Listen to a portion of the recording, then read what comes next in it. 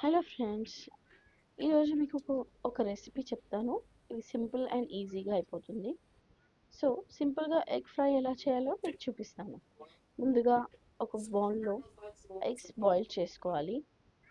తర్వాత onions cut చేసుకోవాలి, దానికి తగ్గట్టుగా ఫ్రైకి తగ్గట్టుగా. అండ్ బాయిల్డ్ ఎగ్స్ని కాస్త పొట్టు రిమూవ్ చేసి తర్వాత కొంచెం లైట్గా ఫ్రై చేసుకోవాలి. ప్యాన్లో ఆయిల్ వేసి కొద్దిగా పసుపు, కొద్దిగా సాల్ట్ వేసి బాయిల్డ్ ఎగ్స్ దాంట్లో లైట్గా ఫ్రై చేసుకోవాలి. లైక్ గోల్డెన్ బ్రౌన్ వచ్చే వరకు ఫ్రై చేసుకున్న తర్వాత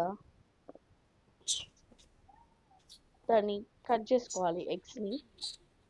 ఎగ్స్ కట్ చేసుకున్నాక అదే ఆయిల్లో ఆనియన్స్ ఫ్రై చేసుకోవాలి. ఎగ్ ఫ్రై చేసుకున్న తర్వాత ఆయిల్లో కాస్త ఇంకొంచెం ఆయిల్ వేసేసి ఆనియన్స్ ఫ్రై చేసుకోవాలి. అవి కూడా కొంచెం గోల్డెన్ బ్రౌన్ వచ్చే వరకు. సో ఫ్రై అయిపోయాక దాంట్లో మసాలా వేసుకోవాలి.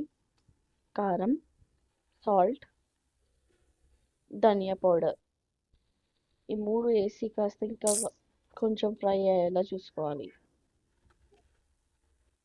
ఇవన్నీ ఫ్రై అయ్యాక ఇప్పుడు కట్ చేసుకున్న ఎగ్స్ ఉన్నాయి, గోల్డెన్ బ్రౌన్ వచ్చిన ఎగ్స్ని కట్ చేసుకోవాలి.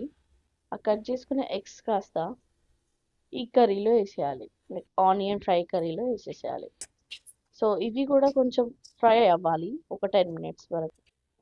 సో 10 మినిట్స్ అయినాక స్టవ్ ఆఫ్ చేసుకోవచ్చు. సో దీనికి తగ్గట్టుగా ఒక కాంబినేషన్ అనుకోవచ్చు, మజ్జిగ చారు. అంటే చిన్నపిల్లలకి ఇష్టం అయ్యేలా ఉంటుంది ఇది. పెరుగు తీసుకోండి, దాంట్లో కొంచెం సాల్ట్ వేసుకోండి, వాటర్ వేసి కొంచెం లైట్గా కలుపుకోండి. దీనికి మీరు తాలింపు పెట్టుకోవచ్చు పోపు దినుసులతో. తాలింపుకి కావాల్సినవి జీలకర్ర ఆవాలు, ఎండుమిరపకాయలు, కరివేపాకు, చిటికెడు పసుపు, అంతే. ఇవి వేసి తాలింపు వేసుకోండి. సో మన మజ్జిగ పులుసు రెడీ అయిపోతుంది. అండ్ అక్కడ మన ఎగ్ ఫ్రై కూడా రెడీ అయిపోయింది. సో ఈ బోత్ కాంబినేషన్ చాలా బాగుంటుంది. ఫస్ట్ ఎగ్ ఫ్రై అయితే సింపుల్ అండ్ ఈజీగా ఉంటుంది, ఎందుకంటే అది ఎవరు లేనప్పుడు ఈజీగా ఒక్కరు ఉన్నప్పుడు చేసుకోవచ్చు. లైక్ 1 to 2 మెంబర్స్ వరకు అయితే పర్ఫెక్ట్గా ఉంటుంది. సో ఎవరైనా చేసుకోవచ్చు, కాకపోతే అది ఈజీ వేలో ఉంటుంది. బ్యాచిలర్స్కి కానీ చిన్నపిల్లలకు కానీ ఎవరికైనా మంచి ఫుడ్ కావాలంటే అది చేసుకోవచ్చు. అది కూడా హెల్తీ. సో మనకి రైస్ కూడా రెడీ అయిపోయింది. సో ఇప్పుడు మనం రైస్ వడ్డించుకొని ఎగ్ ఫ్రై వేసుకొని మజ్జిగ చారు వేసుకొని మనం లంచ్ చేసేద్దాం. సో ఈరోజుకి ఇది నా రెసిపీ. ఎలా ఉందో చెప్పండి. మీరు కూడా ట్రై చేయండి ఒకసారి. ట్రై చేశాక మీరు నాకు కమెంట్స్ చెప్పొచ్చు, ఎలా ఉంది, ఏంటి, ఇంకేం చేస్తే బాగుంటుంది అని.